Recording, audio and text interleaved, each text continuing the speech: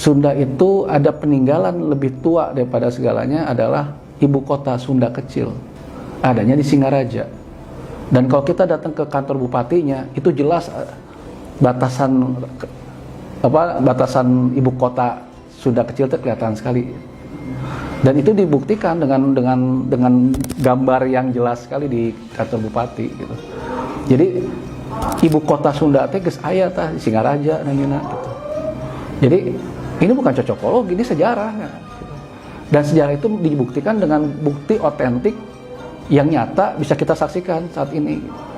Lalu maaf ya, semua tradisi yang ada di Singaraja itu persis Sunda pisan kan. Ada namanya Ciungwanara, ya. Ciungwanara itu apa? Kan ayam tuh. Lalu tahu nggak? Ada pasukan Ciungwanara di kerajaan Denpasar. Ciungwanara pasukan bela matinya kerajaan Denpasar. Lalu ada namanya tarung ayam. Itu kan sama bagaimana adat istiadatnya Ciungwanara. Kan maksudnya begitu.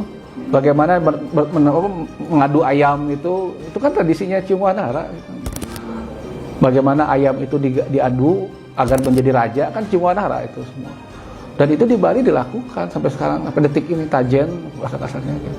Ada artefak-artefak hidup yang bisa kita istilahnya kita teliti, terutama dengan adanya agama di Bali, di mana agama di Bali ini lebih dekat dengan agama Sunda Wiwitan, seperti di Kintamani ada namanya itu di daerah Kintamani Bali gitu kan namanya itu baik dari segi tata cara upacaranya, kemudian ritualnya, ibadahnya itu hampir menyerupai ritual-ritual Sunda Wiwitan, terutama ritual yang ada di Baduy.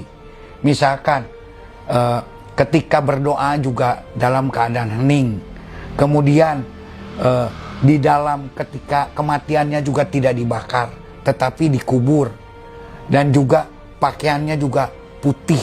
Ini hampir sama. Demikian juga dengan istilah-istilah yang ada di Bali, mohon maaf bukan mengklamer atau ya istilahnya itu bahwa ini adalah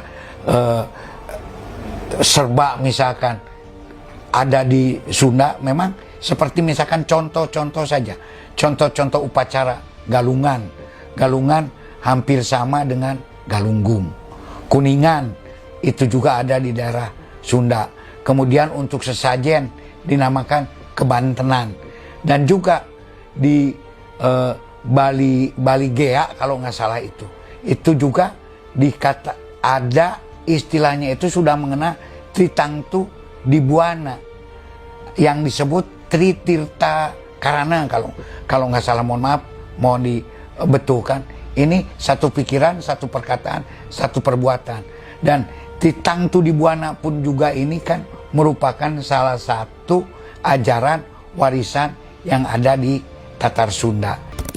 Fenomena ini menunjukkan betapa kuatnya hubungan sejarah antara Bali dan Sunda. Meskipun saat ini mayoritas penduduk di Tatar Sunda tidak lagi menganut agama Hindu. Namun ketika kita menelusuri kembali sejarah penyebaran agama Hindu di Nusantara, tidak dapat dipungkiri bahwa Bali dan Sunda memiliki hubungan yang sangat erat.